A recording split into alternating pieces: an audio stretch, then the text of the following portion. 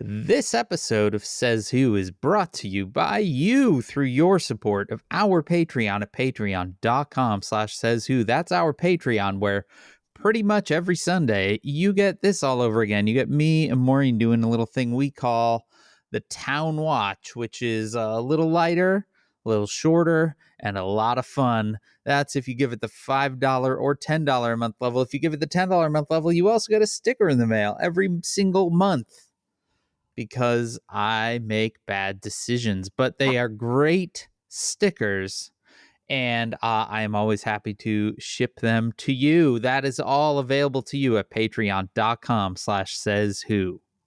What does your shirt say? It says, "Let this radicalize you." It's from okay. Marima Kaba. It's just because when you have your beard, sometimes I know. I can't tell what your shirt says because there's a big beard in it. Hey, everybody. Death at Morning House, my new book, is fully out. Like, you cannot avoid this thing. It is fully out there in the world. And let me tell you, if you're looking for a signed copy, especially if you're in the UK, boy, are you in luck, because I think I signed every copy in Edinburgh and London. But you can get you can get it anywhere. You should. And if you are looking for a signed copy in the UK, I signed everything at most bookstores in Edinburgh, including Toppings, Waterstones, Book Love, and The Lighthouse, and everything in London down at Forbidden Planet, Waterstones Piccadilly, Toppings. Toppings was somewhere else. That was in Bath. Mr. B's in Bath. Basically, if you're in Bath, London, or Edinburgh, it's like you're just swimming in. You can't escape it. Seriously, there's a lot of them, especially at places like Forbidden Planet and the big Waterstones and Toppings. I like Forbidden Planet a lot. I got to go into the main headquarters and do some filming for Forbidden Planet TV, and I got to see a lot of the minis. I did a lot of stuff, Dan. You're so fancy. I did so many things. You're so fancy. I feel fancy. You are fancy. I'm home with my bins now. If you would like to get Maureen's book unsigned and not in a store in England, you can always order on the internet over at our own little bookshop at kickbezosintheballs.org, where you can get Death at Morning House. You can get all of Maureen's stuff. You can get any kind of book, really. Anything. It's great. Anyway, that's over at kickbezosintheballs.org. There are a lot of things available on the internet. I'm not sure if you know this about the internet. It has a lot of stuff. You can go to merch.sayswhopodcast.com and they have stuff. You can go to shop.dansinker.com and I have stuff. But the thing I would like to tell you about the most on the internet right now is a brand new podcast that I was the producer of called Rebel Spirit from our pal Akilah Hughes and me. And it is out today. Episode 1, get in on the ground floor. It's a heck of a journey, and go find it. It's in every podcast thing. Rebel Spirit, that's your thing. I listened to the first one. You sent me a sneaky version of the first one, and I got to listen to it in Heathrow or in some airport. I believe I was in Heathrow. And so I was running around Heathrow. I was sweating. Oh my God, it was so hot. And I was still like thrilled and happy because I was like, wow, this is so good. So it distracted me in an airport. That's how good it is. There you go. I thought you were going to say you missed your plane. No, I didn't miss my plane. I'm glad. The opposite. That plane did not take off on time. So I was like really on that plane. Well, there you go. What a month. We're going to get into that. Hey, buddy. Hey, Maureen. Hey, Dan. It's been a while. Oh my God, but you're all tan. And I'm ready, back and rested. You're back. You're not rested. Sick. I'm rested, feeling just rested. Look at who is not sick. You is not sick. I mean, now finally, but we'll get into that too. Now we're into fall. It's just one. We've climbed the ladder of the slide, Dan, and we're doing that thing when you climb the ladder of the slide. Climb the ladder of what? The slide. Oh, the slide. What'd you think I say? The slide? I don't know. I didn't hear you, and I thought you were like talking about some like ancient Egyptian ladder thing, and I'm like, what is this? What is the ladder of a Clyde or whatever? We finally climbed the ancient Egyptian ladder of a Clyde, And we do that thing where you do at the top where you stand there like king of the world, like you just stand. I used to do this when we had a slide in our playground at our grade school that there's no way would be legally allowed in any. First of all, I think it was, in my memory, it was like 90 feet tall, but it wasn't like, it was just taller than they do it now. Yeah. It was like a full like house story or more. Like it was really high. Definitely. It was also made of what I remember is entirely rusted metal. Like it was same 6,000 degrees. You could cook on it. And so you would climb this stairway to heaven, 79 feet up of rusted metal. And you'd stand there and go, ah! And then you would climb on this thing, go, ah, because it was so hot. And then you would slide out, nice rusty, right into the dirt or concrete or sharks or whatever they fucking had at the bottom of that. I remember it as a kind of a pit. Yeah. Like the landing pit where everyone's heels would hit as they descended this like super high thing. Dangerous. So good. We also had a very high, very hot. I feel like you're underselling the like metal structure sitting out in the sun all day. Oh, yeah. It was insanity. Well, yeah, and, that's the thing. The other thing that happened with it was there was almost always, when we weren't playing dodgeball, it was some sort of king of the hill style game involving getting to the top of that thing. So there was a lot of throwing kids off of that at extremely high heights. Yeah. And nobody ever died, which I don't understand, but I distinctly remember being thrown off the top at least once.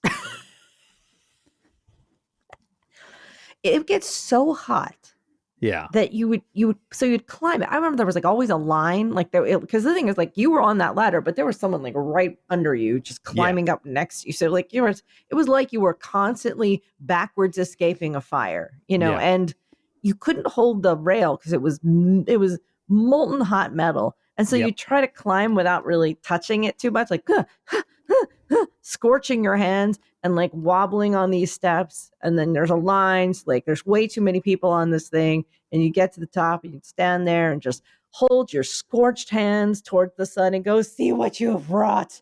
And then you would get on it. And then there was a thing where like I remember people try to jump off the bump.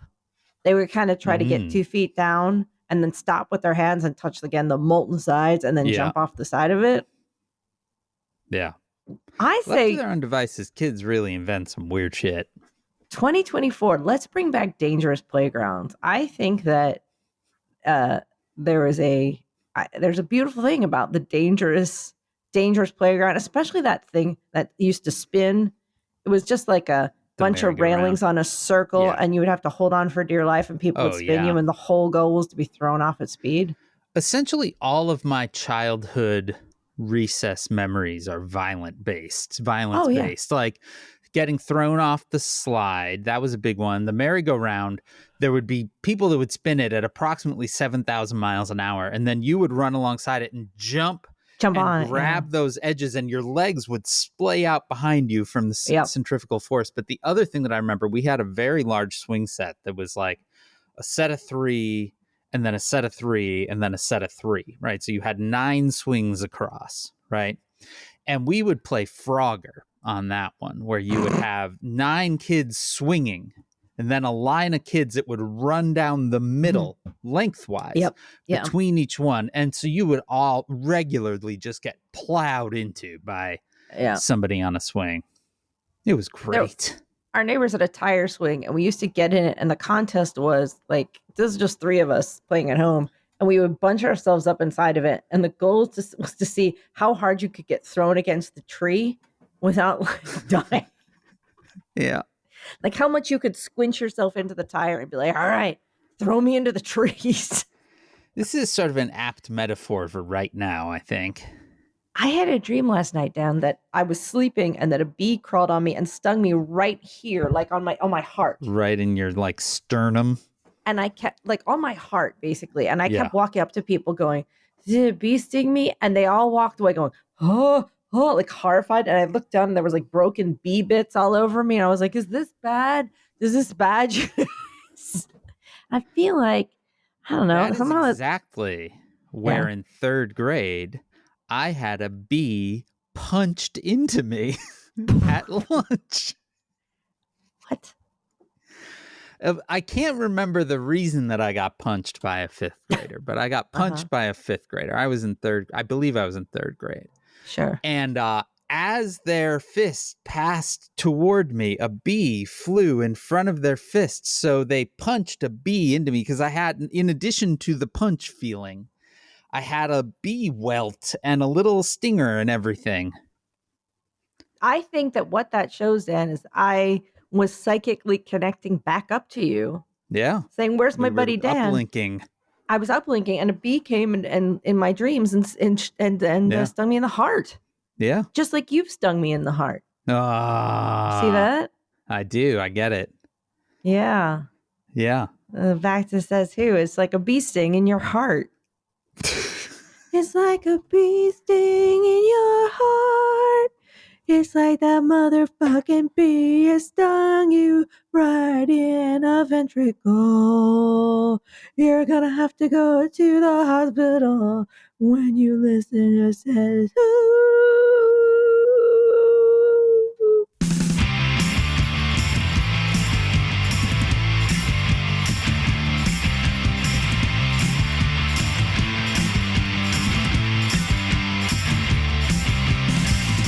Welcome. Didn't miss that. No, I went right from one note to the welcome. I didn't miss that part. Oh, yes, you did. It says who the podcast is not a podcast. It is a coping strategy. I am Dan Sinker. And I am Maureen Johnson. Boy, I really do wish they would bring back dangerous playgrounds. I think that that's still a thing in most of the world. It's just America that's kind of modulated our playground approach. Just go over there and play in that box of broken glass, kids. It's good for you. So the last time we had an episode come out, Maureen, was the 14th of August. So it has been 2 solid weeks. But is it really 3 weeks? Because you got the 14th, 21st. That's 1. I'm thinking of this in my head as it's 2 weeks. And then as we were speaking, I was like, it feels longer than that. Now I'm looking at the calendar. So 14th, 21st, that is 1 week. Yeah. 21st to the 28th, that is another week. Yeah. 28th to the 4th, that is 3 weeks. Remember that time that it was 1 week and all that stuff happened? I do. It was 1 week. Yeah. That was 1 week. This is 3 weeks. We're going to get into what has happened outside of our lives in the last 3 weeks, apparently. That kind of shakes me that it's been 3 weeks. I feel shook. Yeah, well. Anyway. We've been everywhere. Maureen Johnson. Yeah. You've been everywhere. I have been everywhere. It was good. I will tell you that my first stop, so the places I've been have been Tempe, Boulder, Chicago, London to Edinburgh, back to London, bunch of London events, to Bath, to Southampton, back to London, back home. Jeez. So those are all the places I've been. That's a lot of places. I will say that the first event in Tempe, because that was a 5-hour flight and then a 3-hour time difference. So I woke up at like 5 a.m. Eastern Standard, and then I went the event started at what would have been 10 p.m. Eastern Standard. Okay. And it was 115 degrees or something. It was still 103 at night. Southwest during a real heat wave there. Yeah. And let me tell you something, Dan. I felt I came as close as I've ever come to passing out at an event. Oh, no. I was not okay. I really was like, oh boy, I'm going to go down. But I just kept talking and it was fine. And I just kind of gripped the stand and I was like, it's going to be fine. Did you let people know that you were about to go over? Or did you just... Afterwards. Okay. I told the bookseller afterwards and she brought me like water and candy and I just kind of kept going. But I was really not well and I felt terrible. Oh, no. And I think what it was is that while I was not contagious for COVID, I was still not quite ready. Yeah. I was not, my body had not fully recovered at all. Yeah. And so the first couple of days were rocky and I was like, oh boy, this is going to be bad news. Like I had some dips. I had another dip in Chicago that afternoon. Um, so I like that. The first bit was rocky, and I was like a little afraid of what was going to happen. And then I felt much better the next week in the UK. So even Yeah. though the UK was probably busier, Sounded busier. it was very busy, but that you need time because COVID really just Yeah, you absolutely did not hammers your systems. get any No, recovery. I had like the two. I mean, yeah, like I got sick around the 31st to the 1st, and I guess I was on a plane on the 16th. Yeah. So that's 2 weeks, but it's still, my body hadn't quite shaken it off yet. Yeah. So yeah, like I don't really know if I'm coming or going. I keep having dreams that I'm in airports. Because you just got back like a couple days ago, right? I got back on Friday night Yeah. at like midnight. So a couple days ago. I don't know what day it is. It's Tuesday. Stop looking at me like I know what day it is. I mean, I was just not, I didn't expect you to know what day it was, but it is in fact Tuesday as we record this. You can keep saying it's Tuesday. Yeah. It doesn't Tuesday. make it Tuesday. It's also, I'm thrown that it's Tuesday because it feels, yesterday was Labor Day. Mm-hmm. And so it feels like a Monday, but it is in fact a Tuesday. Today, Maureen, is the first day that the little one has gone back to school. Oh, His school actually started a week and a half ago, but we only got back last Thursday from our trek out west to drop the teen, who is almost not a teen, off at college for his second year. So how was that? How was that, Dan? It was less hard than the first year, because we know that he is going to thrive and he already has friends and knows people and all of that. So that part was less hard. There was less of a feeling that you were leaving your child in an unknown situation. It was very much a known situation now. But still hard, not going to lie. Still difficult to be like, goodbye, we're a quick 4-day drive away if you need anything, like that's still hard. And You're good, Dad. it was emotional. It was an emotional goodbye. But that said, Maureen, we before we dropped them, we spent the weekend together at Pismo Beach, which was where you recovered from your first bout of COVID. Yeah, that's where COVID won.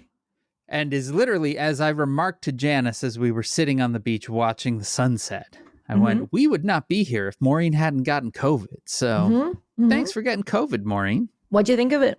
It was great.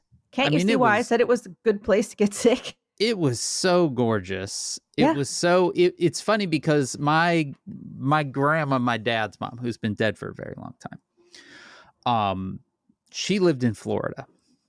Like she, moved to Florida as an old person.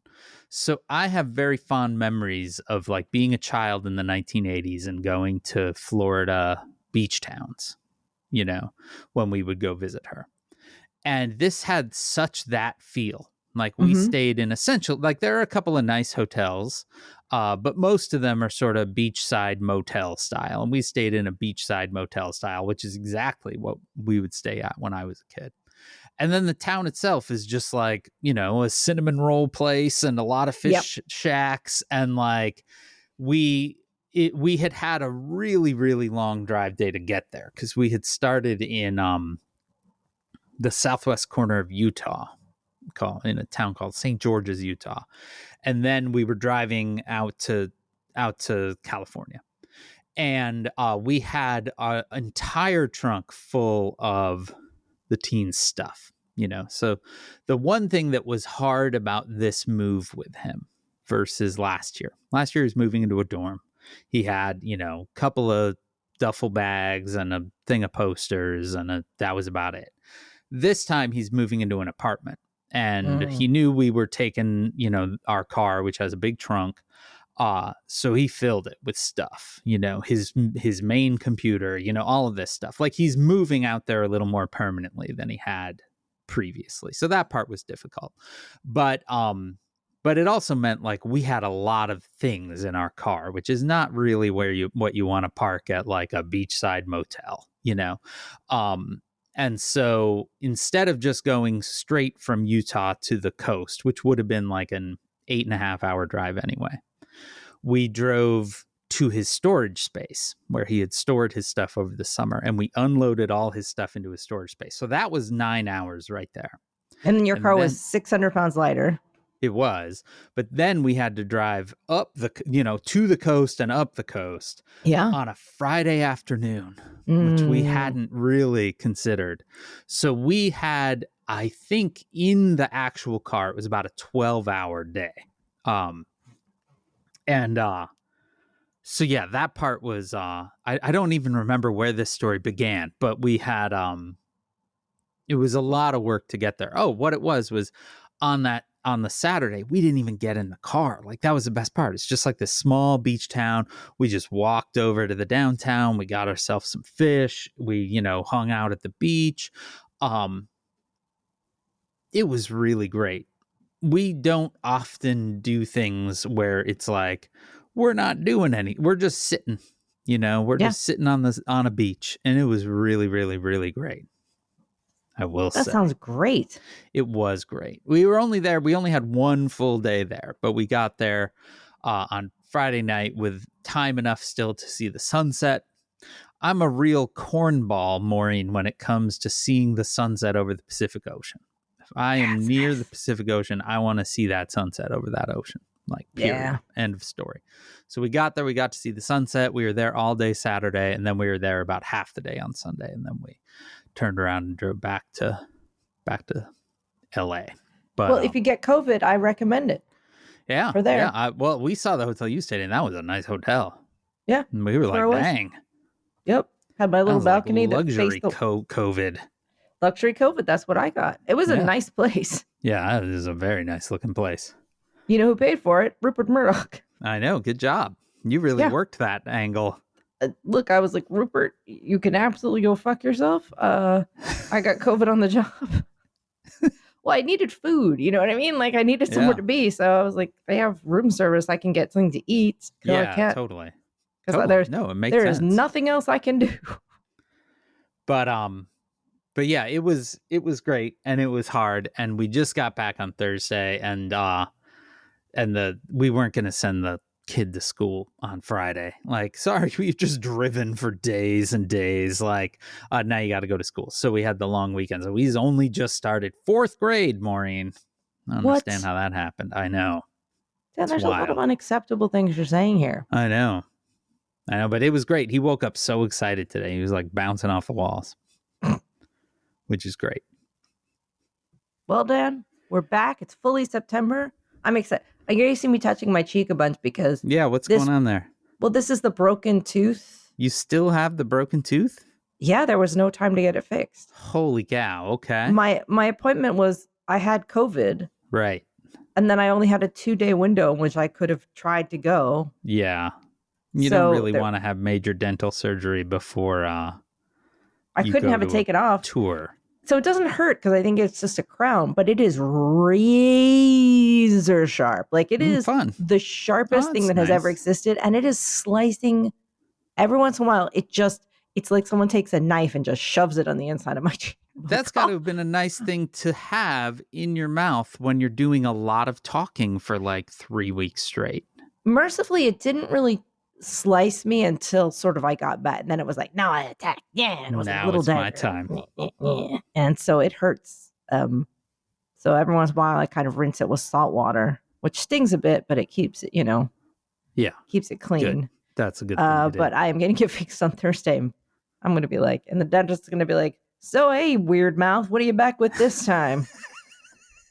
It's always some dumb shit with you, Weird Mouth Johnson.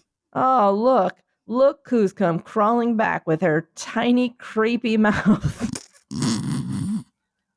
Well, look who's here. It's old Sand Tooth. But soft, Dan. It's a lovely weather. It's like down to 70 here. It's like soft and sunny. Yeah. And we have, I think it's supposed to be warm in a day or two, but It has been glorious since It's we lovely, got back. although I will say, seasonal depression people, make sure to get out your lamp soon. Yep. Or Get that or lamp. in my case, your glasses. Oh no. Yeah. Yeah, it's been amazing here, which has been a real nice thing. I've even, this morning was the first time I put a sweatshirt on when I got up. I was like, I wore a oh, coat, Dan, in Edinburgh. Coat. that sounds great. Can I describe how I had the day I woke up in Edinburgh? Yeah. Like on the day of my event. Yeah. The first thing I did was I had booked myself in for 1 hour at a cat cafe. So I started the day at a cat cafe. Nice. Where you go in, it's really quiet and cheerful. Okay. And you have to take off your shoes and leave your stuff and you either wear bare feet or these slippers. Yeah. And then they were playing like beautiful music, like orchestrated versions of Beatles songs gently. Okay. And then the cats just live there and hang around. They have about 30 baskets and walks, and they can also leave if they don't want to deal with you. And then you just sit there quietly and you sip coffee, and everyone's just quietly sitting there hanging out with cats. Then I met my publicist Nina at a place called it's called Mary's Milk Bar. It's the most famous ice cream shop in Edinburgh. Oh wow. It's like world famous, and it has a line that goes around the corner. And she was like, we should start the day with ice cream. And I was like, I was originally in, and I was like, I just got a coffee. And then I went to 4 bookstores. Okay. Then we went to this like really cool food, like super cool food court that had one entirely vegan taco place. Nice. Where you could sit there and order any food from any of the like the trucks inside, and they would just bring it to you. So you could have bao buns and tacos and like any combination of stuff you wanted, you could have. Oh, that sounds great. Then I went to a book festival. Yeah. And how I ended each day was I would go back to the hotel and tell myself to do no work at all. Because each day I was visiting in addition to events, I was visiting 3 to 4 bookstores and meeting booksellers and signing things. So every night in my hotel, I would go back as early as possible. Like the minute I was done, I was back. And I would always like stop at a store. So I had lots of like cold drinks and things. And I would get into bed, hotel bed with always the white sheets, and you pull them up to your nose. And I would turn on ITV3, which is this channel in England that only shows like mysteries, Midsummer Murders, Poirot, etc. Man, it's like all they show. They should just call that Maureen the channel. I will tell you that they only have 2 commercials on this channel. Everything is brought to you by. The first is a place that sells assisted chairs and step-in bathtubs. So like things for assisted living. So it's like, do you need a walk-in bathtub? So that was the one place.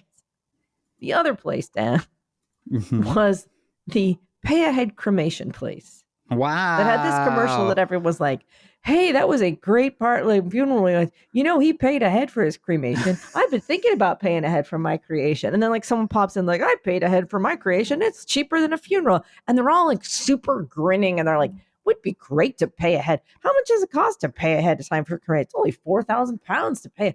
We should pay ahead for our cremation. The weirdly cheerful pay ahead cremation commercial. And it just played and played and played. It was very clear what this channel was trying to tell you to do. It's like, you know what? You might need time to pay ahead for your cremation. It's super fun. It was the weird cheerfulness of it that really got me, Dan. Wow. I became very enamored of the pay ahead time cremation commercial. I mean, it's not a bad idea when you bring it up like that. Oh, boy, it's a lot of fun. We should sit together and plan we should. When we were coming back, we stayed in a lot of hotels. We don't normally stay in hotels. We usually drag our place behind us or crash with people. We stayed in a lot of hotels. And one of the things, the little one is just a wonderfully peculiar human, right? In a wonderful way. But one of his peculiarities is he does not really like to watch stuff. Right? Like never really like to watch stuff. It's always sort of a problem to get him to sit and watch a movie or something like that. He'll often just kind of be like, I don't want to do that. Which is not to say like, oh, we're so good. That dude plays like 7 hours of video games a day. Right? Like that's what he wants to do. But we got into a hotel quite late, and we were going to hit the pool, and then we went to the pool, Maureen, and it was green and murky. This was an indoor pool. We were all like, whoa, what is that? What is going on here? Like, yipes. So we had to go back to the room, and he was bummed, and we were like, well, we can see what's on TV. And Janice and the older kid have many fond memories together of watching just shitty hotel TV, you know? So we were like, oh, hotel TV is great. And so Maureen, we got him hooked on Guy's Grocery Games. Wow. The Guy Fieri cooking game show. And it ruled. It was so much fun sitting around watching Guy's Grocery Games together. And the day I came back, Saturday, I woke up early and I got a fresh direct delivery with the CSA box, which is always like, what's going to be in it? Make stuff. Yeah. Your little mystery cooking box. I think I had like some sort of post-COVID, post-tour personality collapse where I just stayed in the kitchen all day long and cooked stuff. Well, that's nice. Sounds great. But like it was fun at first, and then it started to seem like a manifestation of illness. Like it was like 9:00 at night. I'm like, I gotta do something with the eggplant. Like I just was not okay.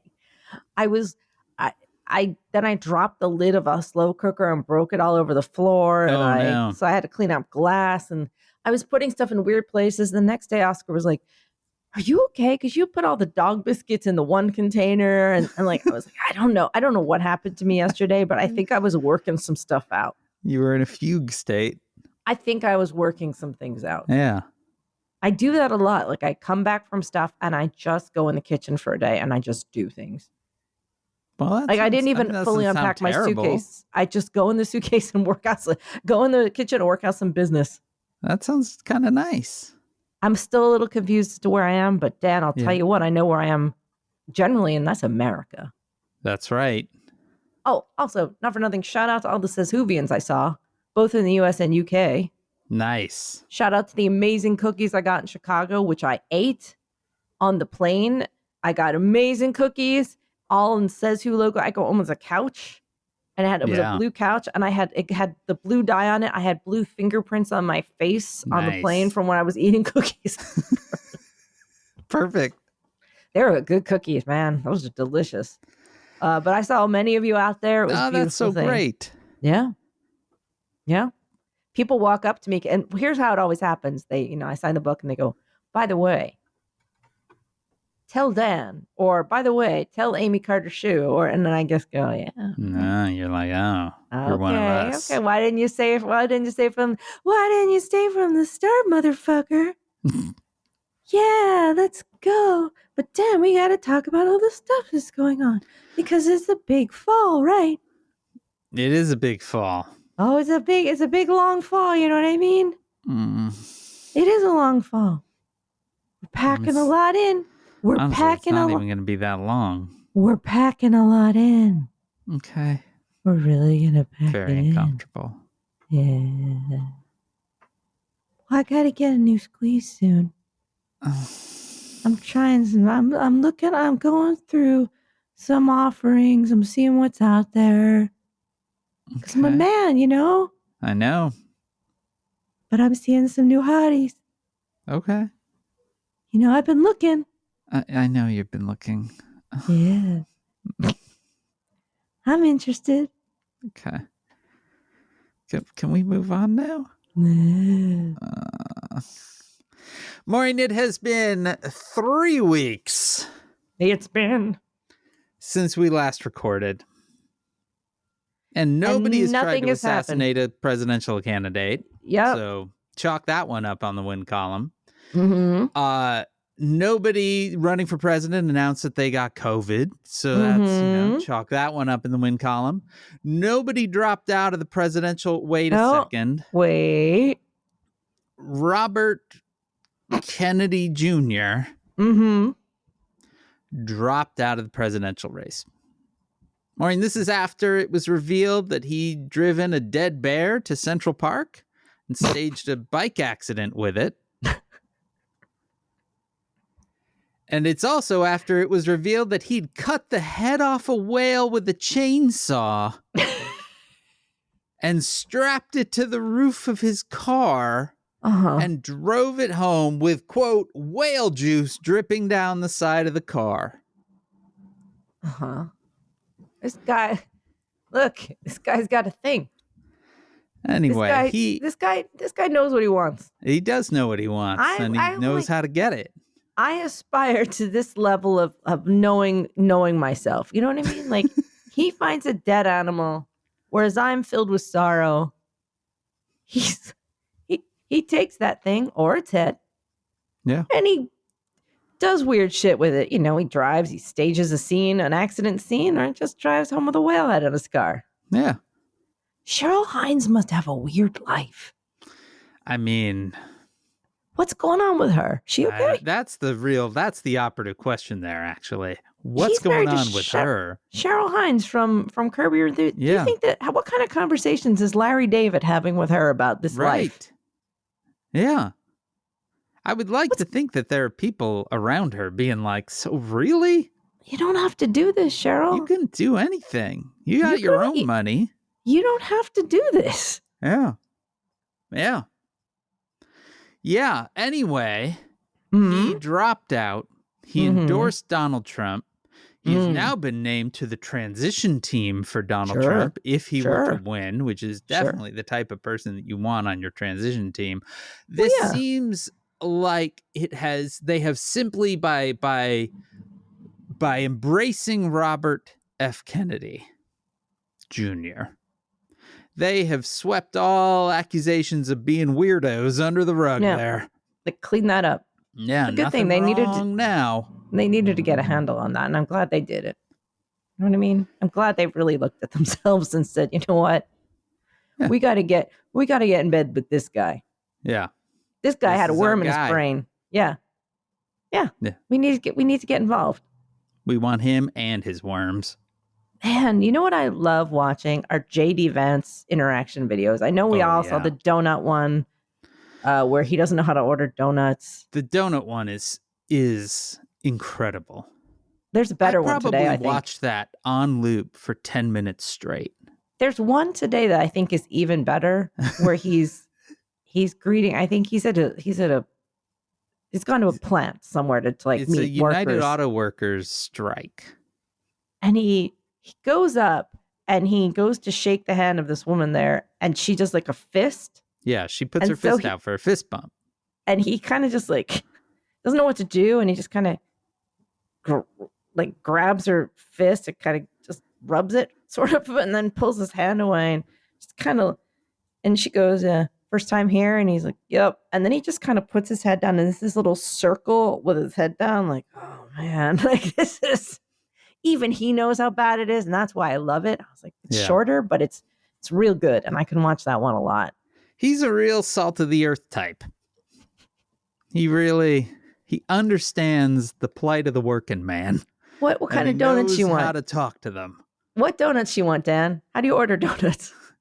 I mean, the thing to me about donuts, Maureen. How do you not have a go-to donut? Oh, I don't, but because I don't get them enough. So when I do get them, I am laser focused on it because it is a big day. Right. I am thinking about it. I may be indecisive out of excitement. Right.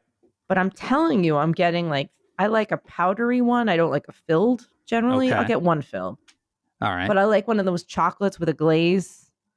That kind of white crispy glaze. Oh, yeah. And I like a plain donut. You know what I mean? I like a plain glazed. Okay. With coffee, it's delicious. Yeah. So I'm really going to lean into that. I like a cake with a chocolate frosted cake with coffee. Man, you're a good. That's the thing. I might go in there and be like, oh, I'm going to do chocolate Long John. Bring it on. I think I'm getting 6 and 6. Oh. I think I'm getting 6 and 6 plain and chocolate frosteds. That's how I think I'm playing that. It's a good combo. What I'm not doing is walking and going, whatever's regular. Yeah. What do you put in the box? Rocks? Whatever you want to do. Do I just get an empty box and go home and make donuts? What do I do? My What's a favorite donut? is when he goes, some sprinkle stuff.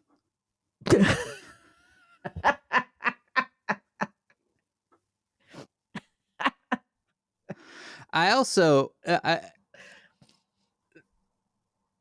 God bless the woman who's like, I don't want to be on camera. And is on then he camera has the to entire turn to the time. camera and be like, she doesn't want to be on the camera, guys. And then he just turns to her and goes, this is the most he has channeled the guy in Die Hard, the like, Hans, Bubba, Booby, I'm your man, right? He turns to her, kind of puffs his chest up, and he goes, I'm JD Vance. I'm running for vice president. And she just goes, okay. I know I've seen it, but it's still so good. It's so good. It's so good. Oh man, we have suffered so much, and we deserve this. We deserve it. We deserve to have this really we do. good We time. also deserve this, Maureen, which is the first paragraph in an article from the Washington Post for just a few days ago. Okay. This is the first paragraph.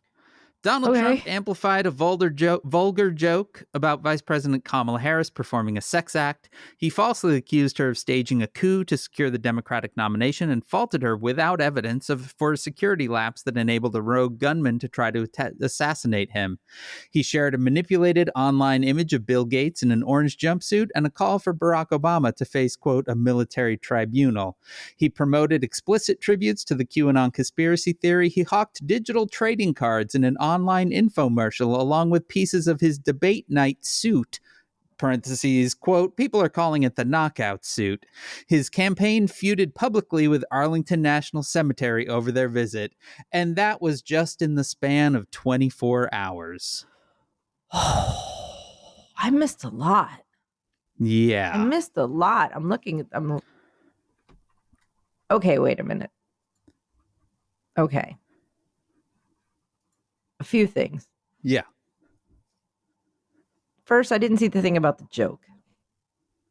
I did hear also that she claimed the joke, the vulgar joke. Oh, yeah. Okay. It was a Kamala Harris, Hillary Clinton fill in the blank thing. Sure. I know that he's claiming she didn't work in McDonald's. Right. Yeah, there's a whole like McDonald's truth there based on the fact that she didn't include working at McDonald's on her resume to become a law clerk. Sure.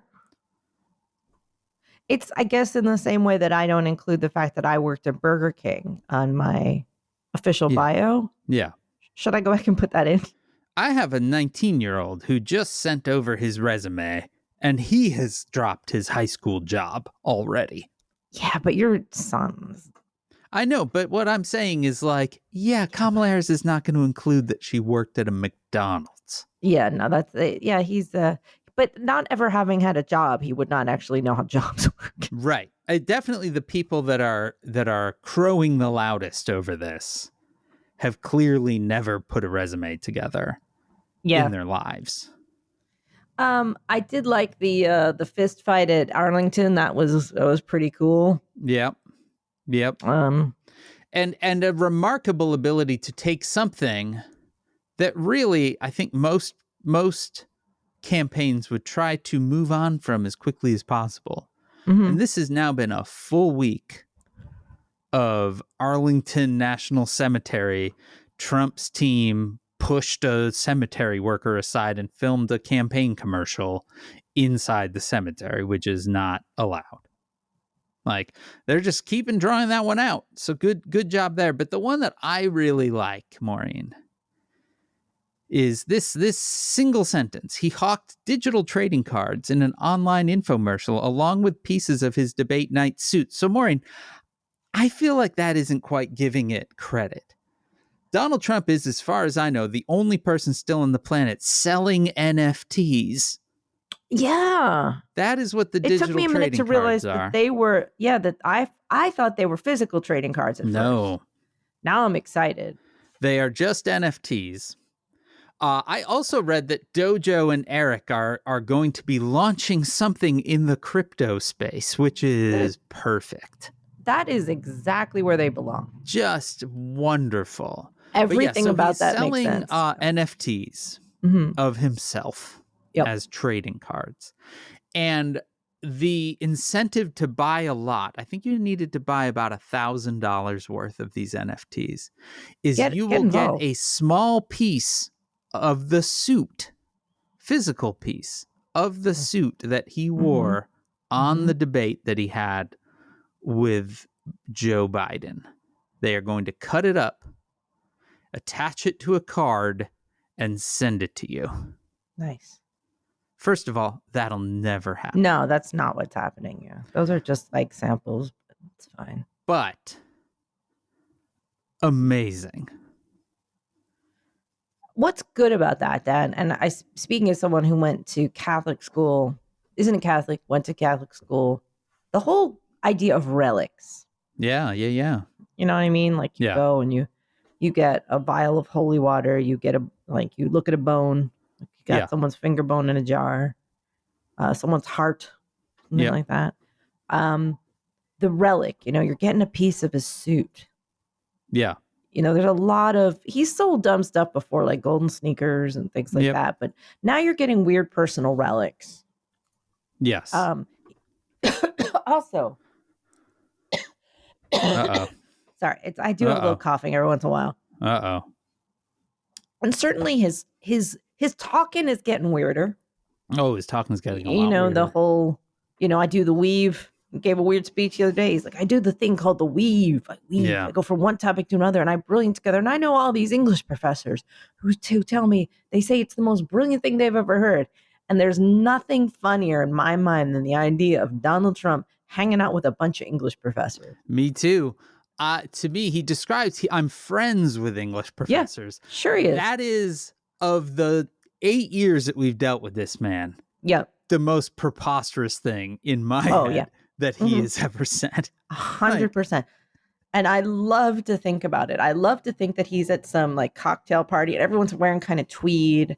And they're going, well, the thing about Jonathan Franzen is he tried to adopt a child who I don't.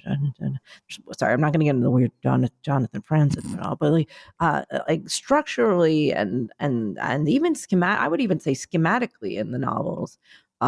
Hey, yeah, I was thinking that his use of symbols. I don't know why he talks like Rocky, but he does. I like it. And symbols and the idea of Donald Trump trying to read a book is just far out. That isn't ghost written about him. That I believe. I don't think like he's read imagine those him either. going to AWP. He's just hanging out. He goes to he's hanging out with like Iowa writing program grad students. Yeah. He's I didn't want to say anything, but I see him a lot at different events. Not bad. I see him at library events. Like Texas Library Association. It's constantly, every time you turn around, like, oh, this guy's here again. He's just every goddamn panel. He's that guy who needs the front row seat. You know what I mean? At every panel, he needs to be there. I do buy that he's this is more of a comment than a question kind of guy. Once you get to that, once you get to the Q&A portion. Just knocking everyone away. This is more of a comment than a question. Do you think I have the greatest ass?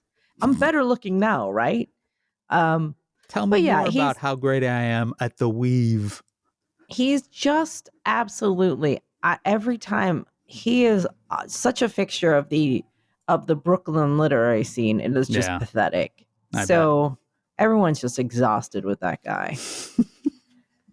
But, I mean, it's finally out now. I feel like I can talk about it now. I appreciate it. You harbored that secret for a long time. Yeah. Anyway, Maureen Johnson, we are officially in the post-Labor Day sprint to Election Day. 1 week from right now is the debate. Yeah, we need to make our plan. He's going to do it, right? He's going to do it. There was a little bit of a will they, won't they, but they will. It's going to be on the 10th on ABC. I think this is the plan, Maureen. Okay. We learned one mistake from when we watched the Biden one, which was don't watch a Biden one, right? The other mistake was we really should have had video on. So I think the plan is we will record us watching the debate with video on. Okay. That will become that week's bonus episode on the old Patreon. Mm-hmm. And directly after the debate, as we did last time, we will record a brief 30-minute or so episode of Says Who, reacting to the debate. No video, just audio. That will come out Wednesday morning instead of Tuesday. So yeah, actually no, that'll come out Wednesday morning, same as any episode of Says Who. So we're not going to do the regular episode. We're going to do we won't do a regular episode recorded on Tuesday because that would be silly because there's a debate that night. So we will watch the debate, record ourselves, then we will record our reaction. The reaction will come out first, and then the video version. And are we going to get her to get? I mean, I don't know. We were not looking forward to the Biden debate. No. I wouldn't describe myself as looking forward to this debate. I am. But I'm not dreading it with the level that I was. I am actually kind of looking forward to it. And now that I'm saying it, I'm not. Because every time, even when you think he's going to get owned, you realize you still have to listen to him talk. That's the problem, right? Like, the problem with the first debate started when he walked in the room, and we both realized, oh shit, we need to actually sit there and listen to this man. Mm-hmm. And then it all went downhill when Biden walked in the room, and we were like, oh no, we have real problems. So we won't have that, but we will still have to listen to that man, and we will probably have to listen to that man be pretty awful. And the main hope is that we can also listen to that woman smacking him down. But or what if every time there's a debate, a new candidate emerges? It's possible. So I mean, what if that? It's just new candidates like every week until the election. Yeah. It's possible. I think at this point, this still is the only debate on the books for them. And then we have J.D. Vance and Tim Walz on October 1st, which will be hilarious, I would imagine. I mean, that one actually truly looking forward to. Yeah, that one I'm looking forward to for sure. Just sprinkles on, just the sprinkles. Some sprinkle stuff. Just some sprinkle stuff. That the best thing, the ultimate contrast between those two is that Tim Walz could probably tell you down to the most minute detail his exact donut order. Oh, that's a man who knows his donut order. Which places, that he would get which donuts at. He could probably do a full 30 just on that. Easy. Where's he going? What? Where's he going? Where's he going for his donuts? Dude, I don't know the Minnesota donut shops, but he does. See, I'm not against like a Dunkin'. Yeah, but see, he's going to have exact. He's going to have, you go to this place over on Hennepin for the glazed, the maple glazed or whatever. Mm-hmm. And you go to this place over there for, he's going to know exactly which places have the best stuff. And then you've got Mr. Sprinkle stuff.